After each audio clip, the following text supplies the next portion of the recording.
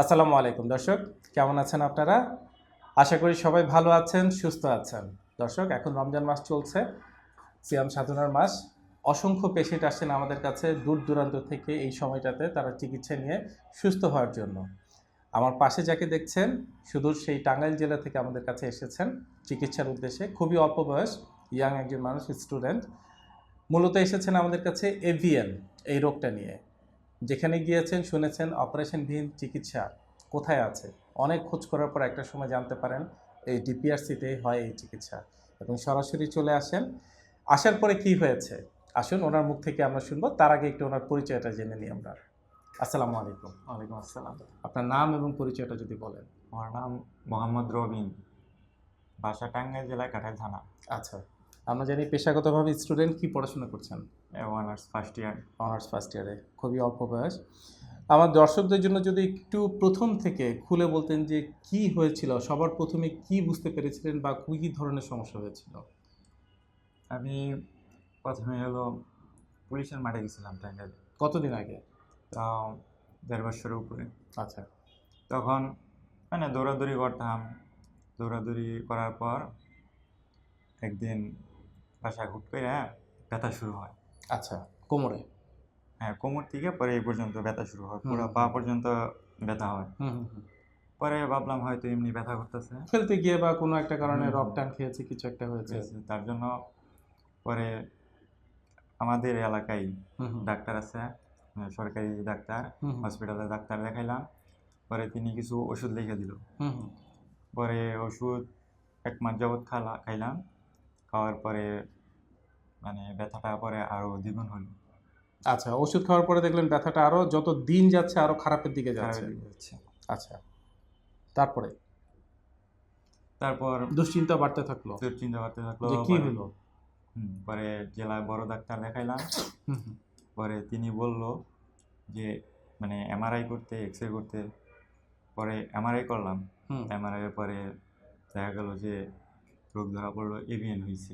আচ্ছা, এই প্রথম অ্যাকচুয়ালি আপনারা জানতে পারলেন যে এভিয়ান। হুম। এই রোগটা ধরা পড়ার আগে কি এভিয়ান সম্পর্কে কোনো ধারণা ছিল না, আমি এটা কখনো শুনিও নি। বা দেখেননি কাউকে ওরকম না। করে? দেন তারপরে কি হলো যখন এভিয়ান ধরা পড়লো, ডক্টর সাহেব কি বললেন? পরে ডক্টর বললেন যে এটা তো অপারেশন করা লাগবে। পরে আরও বিভিন্ন জায়গায় দেখাইলাম, হুম।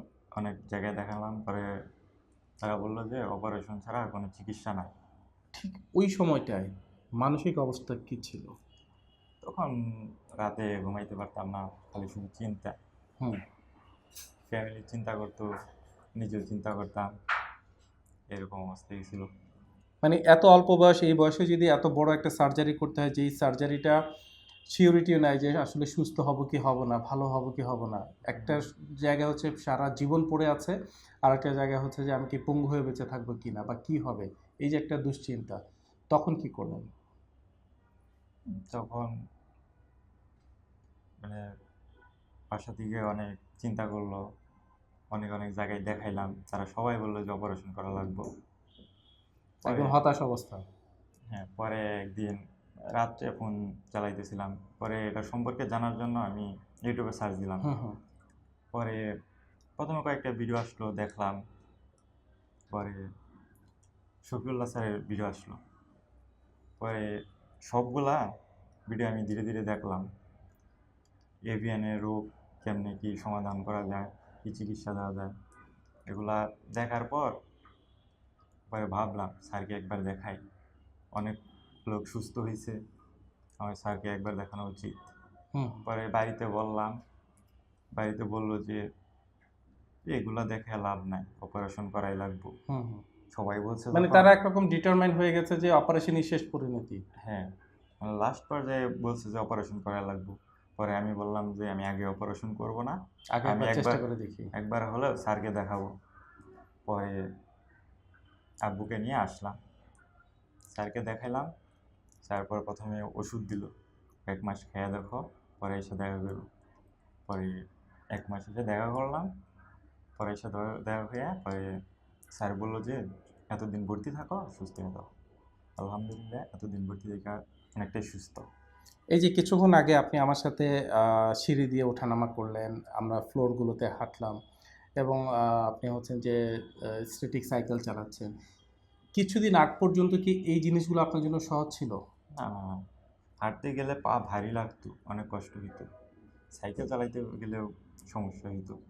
প্রথম যদি একটু সংক্ষেপে আমার পেশেন্টদের জন্য যদি একটু বলেন যে চিকিৎসা ব্যবস্থাটা কেমন অ্যাকচুয়ালি? অনেক কঠিন নাকি অনেক সহজ? না, আলহামদুলিল্লাহ চিকিৎসা ব্যবস্থা অনেক ভালো। সবার ব্যবহারই ভালো এবং সবাই খুব ভালোভাবে ট্রিটমেন্ট দেয়। আমাদের অনেকের ভিতরে একটা ভ্রান্ত ধারণা থাকে যে এই ধরনের রোগ হয়েছে, আমি হয়তো দেশে ভালো চিকিৎসা পাবো না, আমাকে হয়তো বিদেশ চলে যেতে হবে, স্পেশালি ইন্ডিয়া বা থাইল্যান্ড বা ব্যাংকক, সিঙ্গাপুর।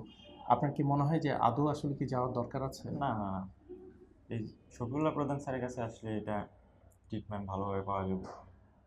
আলহামদুলিল্লাহ। দর্শক শুনলেন, আসলে নতুন করে বলার কিছু নেই। আপনারা সবাই বুঝদার, আপনারা খুব ভালো করে জানেন এখন হচ্ছে ইন্টারনেটের যুগ, প্রযুক্তির যুগ। প্রযুক্তি এগিয়ে যাচ্ছে, আমাদের দেশও এগিয়ে যাচ্ছে। আমাদের দেশেও এখন সেই উন্নত চিকিৎসাগুলো আমাদের দেশেই পাওয়া যাচ্ছে। তাহলে কেন আমরা দেশে যাব? কোনো প্রয়োজন নেই। দর্শক ভালো থাকবেন, সুস্থ থাকবেন, দোয়া করবেন আমার এই ছোট ভাইয়ের জন্য, যাতে জীবনের শেষ দিন পর্যন্ত এইভাবেই সুস্থ অবস্থায় বাকি জীবনটা উনি পার করতে পারেন। আসসালামু আলাইকুম। ডিপিআরস লিমিটেড, আস্থা, বিশ্বাস ও নির্ভরতায় অবিচল।